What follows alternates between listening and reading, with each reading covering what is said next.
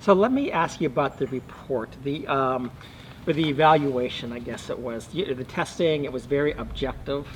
Yeah, I mean, the standardized valid testing is the MMPI and the personality assessment inventory. There are other tests, like the booklet test, the booklet ink test, as well as the Rorschach, but the Rorschach's not considered and not utilized by child custody evaluators because it's not considered a valid test because there's too much room for subjective interpretation. Right. That many don't even use it. Right. And if it has any indication of psychopathology, it's really supposed to be used only in the context of the other valid tests. So it would be more like a confirmatory context. It would be more at the best. It would be more of a, oh, this collaborates with what these valid objective testing show. Yeah. So looking at the valid objective testing, the MMPI and the PAI, what were the results? Because this is not public information. It is public information now because So it was filed by me during one motion, but it was also filed as public information by Alissa Sherry and Marshall Thompson during another motion. So it's perfectly public information. So let's talk about it. How did you turn out, and how did your son's mom turn out?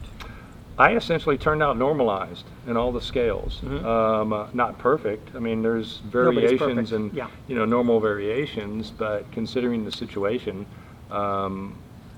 did very well in the objective testing. Not as if it's a competitive thing, but there wasn't any indication of severe psychopathology or moderate psychopathology. In addition to that, my subjective report, my question answer, how do you feel, that stuff, what do you do, didn't indicate any psychopathology whatsoever or any ongoing depression or other serious mental health problems.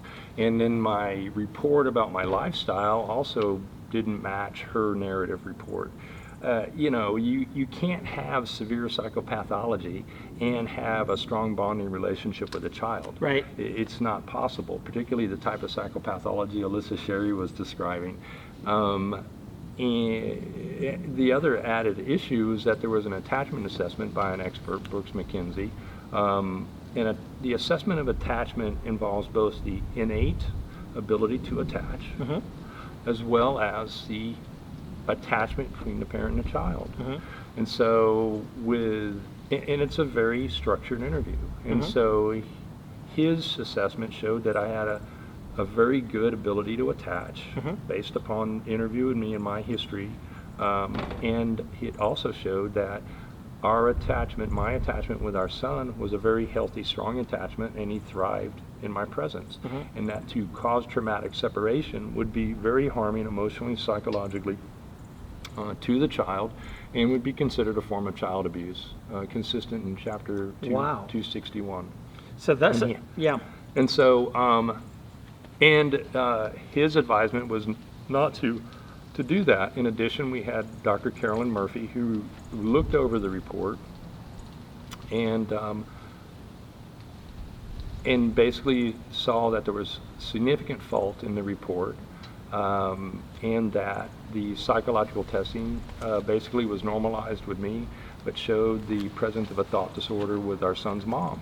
And Brooks McKenzie also saw the same thing. And so here is Marshall Thompson representing a client who has a significant mental health problem. The child is exposed to that significant mental health problem, but he is not, he is defending this client and fraudulently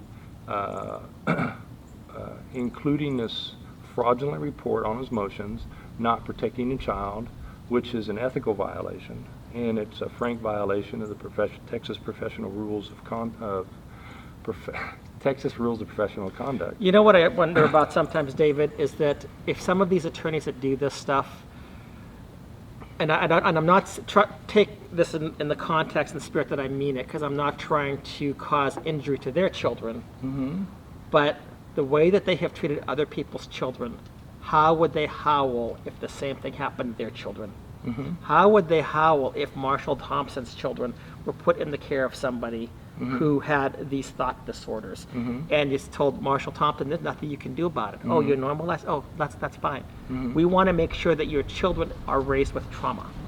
And I mean, if we had some type of a justice system like that, and I'm not advocating for this because children are children everywhere, but these attorneys that do some of these things, and these child custody evaluators, these judges that go along with it, it's almost like it's not personal to them. And I wonder how it would change them if it actually were personal to them, if we had something like that. But that's just a different train of thought. You don't have to comment on that. But I just wanted to throw that out there, because it just bothers me that these people, Marshall Thompson does not have expertise in this area, submits a report from a child custody evaluator who, as we've talked about in the past, has a lot of issues on her own, is committed to an ideology, has a lot of unresolved issues as far as her public profile, tweets and everything else would indicate. Judges that often, I won't go into the judges because that might hurt at this point in time, but it just seems like the whole industry, and then the legislators listen to these people because the legislators are also not competent enough to know what the research really says. Oh, it sounds good, and we have attorneys saying this, we have child custody evaluators, and we have the whole people of Texas that are protesting, but they get pushed aside, and the legislators listen to these so-called experts who are committed to an ideology that really is damaging our children. Well, the thing that we didn't, we may have mentioned earlier, but with a false report and a report that's false on its face, it gives a false impression of a parent's ability to care and love for a child. It's unethical. It's basically an ethical violation. It's damaging to the child, and possibly illegal, and should be pursued civilly.